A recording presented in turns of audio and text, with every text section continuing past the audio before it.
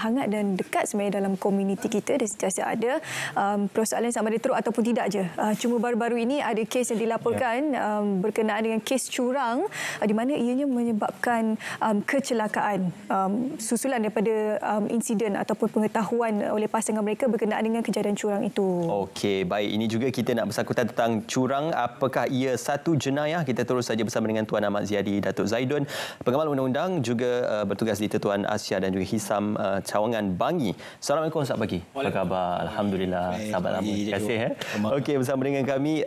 Curang ini, apakah ia satu jenayah? Sebelum kita bergerak lebih lanjut kepada apa yang berlaku dalam suatu bentuk perlakuan curang itu, boleh didefinisikan berkenaan dengan curang? Apakah ia hanya memerlukan suatu niat, tujuan, ataupun boleh disertakan sekali dengan perbuatan baru dikategorikan sebagai curang? Baik, menarik untuk dibincangkan definisi curang ni sebenarnya. Sebenarnya sekiranya kita melihat daripada dua aspek yang berbeza. Saya boleh katakan kita ada aspek secara literal dan secara kontekstual. Okey. Interpretasinya boleh cakap cukup berbeza. Sebab bila kita kata curang itu, dia punya perkataan juga sudah menjadi sangat abstrak. Okey. Saya boleh katakan ada ketika satu orang, saya boleh kata satu individu boleh mengatakan curang itu hanya berlaku sekiranya berkedudukan. Maknanya ada melakukan perbuatan yang tidak elok lah, seksual dan sebagainya. Ada yang kata hantar emotikon, hantar emoji juga sudah dikira curang. Okey. Ada yang mengatakan bahawasanya menjalin cinta baru dikira curang. Maka konotasi curang ini saya boleh kata ianya mengikut kepada interpretasi yang berbeza-beza. Okey. Dan in fact secara faktanya peguam juga mempunyai pendapat yang berbeza-beza. Apakah yang dikatakan curang ataupun apakah yang tidak dikatakan curang. Molek kiranya kalau kita melihat kepada definisi curang secara harafiah, okey, dalam Dewan Bahasa dan Pustaka menyatakan curang ini lagi besar dia punya ruang lingkup. Okey, dia boleh katakan curang ini adalah tidak setia, tidak jujur, menjalinkan hubungan cinta dengan selain pasangan. Secara faktanya juga termasuk mengelat dan juga ada tipu helah. Mengelat ni lainlah kalau kita nak cakap kan, antara pasangan suami isteri ni ada kadang-kadang ianya mengelat dan tidak mengelat. Tapi dalam Dewan Bahasa dan Pustaka ianya dikira curang. Dia tak termasuk pengabaian ya? Okey, tidak termasuk pengabaian di dalam Dewan Bahasa dan Pustaka. Menariknya sekarang ini kalau saya merujuk kepada peruntukan undang-undang, peruntukan yang lebih standard, saya boleh kata di bawah Kanun Keseksaan Akta 574 telah mendefinisikan Seksyen 24 mengatakan bahawasanya curang itu apa. Tetapi dalam seksyen itu menyatakan curang ini adalah menyebabkan seorang itu rugi secara salah dan menyebabkan seorang untung secara salah. Okey. Dia tidak ada kaitan langsung dengan curang dalam rumah tangga dan sebagainya. Ianya lebih kepada curang memperdayakan harta, curang menipu untuk mendapatkan harta dan sebagainya. Itu sebab menarik sekiranya soalan pertama adalah apakah definisi curang sebenarnya? Kalau ditanyakan saya, sebenarnya tidak ada satu indikator dan elemen yang asas. Ini curang ataupun ini bukan curang. Okay. Oleh sebab itu, saya sukalah kalau kita boleh dapat satu rangkuman. Saya dengan hari ini, saya rasa ianya untuk manfaat penonton semua, bahawanya kita ada satu rangkuman supaya ini adalah definisi curang yang mudah difahami. Dalam keadaan perbincangan 15 minit kan, kalau betul-betul nak faham secara mendalam, mungkin 3-4 hari. Selamat pagi Malaysia akan diteruskan. Maka definisi curang dalam interpretasi untuk cakna umum secara simplistiknya saya boleh katakan 3 perkara. Pertama, sekiranya menjalinkan cinta kepada pihak ketiga yang mana pihak ketiga menghasut untuk meninggalkan perkahwinan. Okey. Itu sudah curang. Okey. Sekiranya menjalinkan hubungan cinta dengan pihak ketiga dan pihak ketiga menghasut untuk meninggalkan tanggungjawab. Okey. Untuk curang. Okey, itu dikira curang. Yang ketiga ini lebih spesifik. Menghasut seorang isteri untuk melakukan niat jenayah iaitu persetubuhan. Okey. Ketiga-tiga rangkuman ini dapatan ini adalah dapatan yang kami buat satu konklusi berdasarkan kepada enactment syariah negeri, Selangor, wilayah persekutuan dan kebanyakan negeri dan juga Kanun Keseksaan Akta 574. So ini definisi curang secara simplistik, secara mudah untuk dipahami. Okey, dan curang itu mungkin di mata umum melihat ia hanya merosakkan perhubungan antara suami dan isteri ataupun institusi kekeluargaan. Tapi ianya boleh menjadi ataupun membawa lebih daripada itu. Contohnya membawa kepada kes jenayah. Baru-baru ini ada seorang isteri dibelasah oleh seorang suaminya kerana mempamerkan kecurangan di media sosial. Jadi bagaimana dalam konteks ini kalau Tuan Zadi boleh kongsikan dengan berlanjut daripada orang kata kes curang itu boleh bertukar menjadi kes jenayah? Okey. Pertamanya sekali saya untuk kita membuat satu komentar kepada satu kes yang baru berlaku dan saya dimaklumkan ianya masih lagi belum pendakwaan lagi. Ada perbicaraan yang panjang lagi. Dapatan fakta mesti lebih banyak dan ianya bukan sesuatu yang tidak biasa di Malaysia.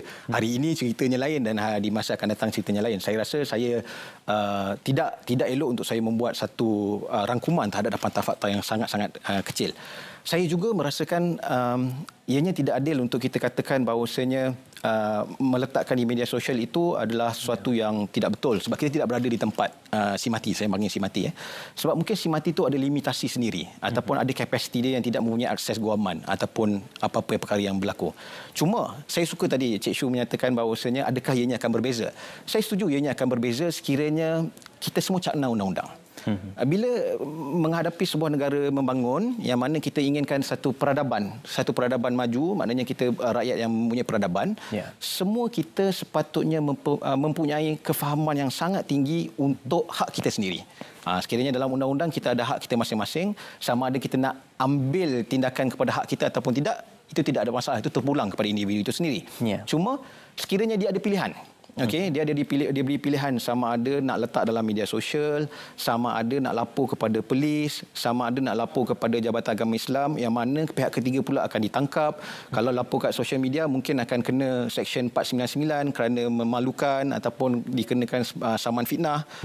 Kemudian sekiranya bawa kepada Jabatan Agama Islam ataupun pihak polis di bawah Seksyen 498, pihak ketiga itu boleh dikenakan tindakan. So, kalau ditanya saya setuju sekiranya umum mengetahui terlalu banyak. Saya boleh katakan dalam kanun keseksaan, saya boleh kata 6 peruntukan yang diberikan untuk mengelakkan berlakunya masalah curang dalam rumah tangga. Dan dalam enakmen syariah negeri-negeri, saya boleh kata lebih daripada 10. Okey. Untuk undang-undang perkahwinan sama ada bukan Islam dan juga Islam, apakah sekiranya berlaku curang, perkahwinan itu terbatal secara automatik? Menariknya, Cik Ismail, dalam hal ini, kenapa undang-undang ini digubal dan diperuntukkan adalah untuk mengelakkan berlaku perceraian. Saya bagi contoh. Dalam undang-undang ini menyatakan bahawasanya tindakan akan dikenakan kepada pihak ketiga. Pihak ketiga ini adalah pihak ketiga yang cuba menghasut, cuba memujuk, cuba menggoda supaya suami isteri dalam perkahwinan ini meninggalkan tanggungjawabnya ataupun membubarkan perkahwinan. Maka peruntukan ini dikenakan terhadap pihak ketiga supaya pihak ketiga tidak dibenarkan ataupun dihukum ataupun dikenakan mempunyai ketakutan untuk membuat salah laku tersebut. Maka disebabkan itu, maka perkahwinan ini akan lebih terpelihara dan kekal. Cik Ismail, saya boleh kata, kalau betullah si suami ataupun si isteri ingin bercerai, dia tidak akan menggunakan peruntukan ini. Sebab peruntukan ini untuk mengekalkan perkahwinan itu. Dia masih menyayangi isteri dia. Dia masih menyayangi suami dia. Dia tak nak bercerai. Dia tak nak pergi kepada fasaq. Dia tak nak pergi kepada cerai, taklik dan sebagainya. Maka apa dia buat? Dia pergi kepada seksyen yang saya sebutkan tadi supaya pihak ketiga ini dihentikan daripada melakukan perbuatan yang boleh menyebabkan perceraian. Daripada tadi Cik Zadi berkongsi berkenaan apakah tindakan yang boleh dikenakan oleh pihak ketiga. Bagaimana untuk pihak yang suami ataupun isteri yang melakukan curang tersebut? I mean, it takes two to tango. It cannot be tangan tak berbunyi. Betul. Jadi tak boleh satu pihak saja. Adakah ada tindakan yang boleh dikenakan ataupun didakwakan ke atas suami ataupun isteri yang curang? Okey. Pertamanya saya merujuk kepada practicality. Okey, kita ada dua. Dalam undang-undang ini diletakkan dalam statut dalam perlembagaan. Ianya adalah di atas kertas. Maknanya aplikasinya merujuk kepada kes-kes semasa. Saya merujuk kepada practicality. Sekiranya tindakan ingin diberikan kepada suami dan isteri, peruntukan ada, tetapi peruntukan yang berbeza. Ada peruntukan bersekedudukan dalam kanun keseksaan, ada peruntukan melakukan seks luar tabi'i, ada dalam kanun keseksaan, ada peruntukan zina dalam enakmen syariah. Tetapi peruntukan ini adalah peruntukan untuk menghukum pasangan tersebut. Saya bagi contoh, sekiranya suami dan isteri ini macam Cik Shu katakan tadi masih menyintai sama pasangan. Mereka ingin suami dan isteri ini masih kekal dalam hubungan perkahwinan. Kalau dia pergi kepada seksyen-seksyen tersebut, maka suami dia akan dalam penjara lah 3 tahun, 5 tahun ataupun 10 tahun. Bagaimana itu boleh mengekalkan perkahwinan yang harmoni? Tetapi peruntukan ini dibuat untuk mengelakkan yang to tango tadi. Maknanya pihak satu lagi untuk mengganggu gugat. Saya boleh katakan kepada Cik Shu, saya boleh katakan ini adalah satu keseimbangan yang perlu kita tengok. Okey.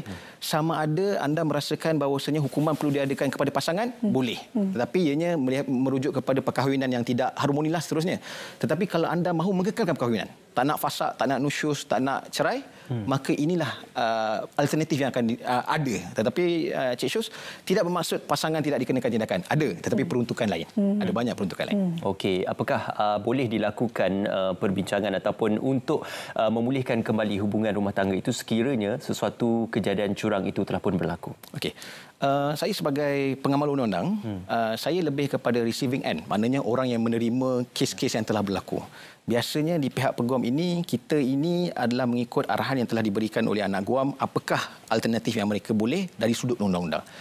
Saya boleh katakan ada peguam-peguam yang sangat bagus, sangat mempunyai ada tanggungjawab sivil sendiri yang mana mereka juga menasihatkan anak guam. Tetapi ianya bukan sesuatu yang mesti dan wajib dilakukan oleh peguam itu sendiri. Menjawab soalan Cik Ismail, saya rasa itu memang ada di Jabatan Agama Islam. Sebentar tadi saya dimaklumkan panel, saya ada berbincang sedikit dengan panel sebelum tadi. Beliau juga ada menyatakan bahawasanya sebenarnya institusi kekeluargaan itu perlu ada kaunseling yang baik, komunikasi yang baik. Cuma itu adalah satu skop yang lain.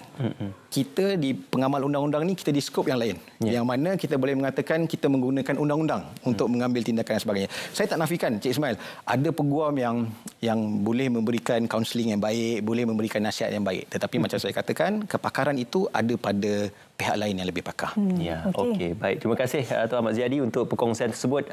Itu terpulang dan juga tertakluk. Banyak sebenarnya keputusan yang boleh dibuat bersandarkan kepada fakta kes dan juga bukti-bukti pembuktian di kedua-dua belah pihak. Sama ada curang itu boleh dibuktikan dan siapakah yang boleh disabitkan bersalah di bawah satu kesalahan curang tersebut.